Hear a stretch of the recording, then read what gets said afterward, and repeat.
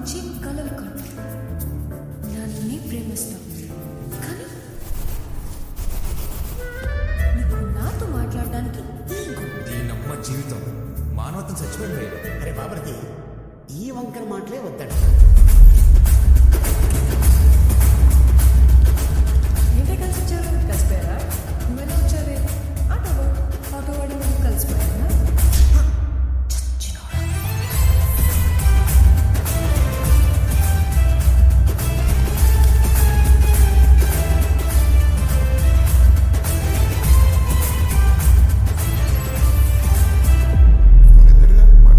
వాడితో నేను మాట్లాడను.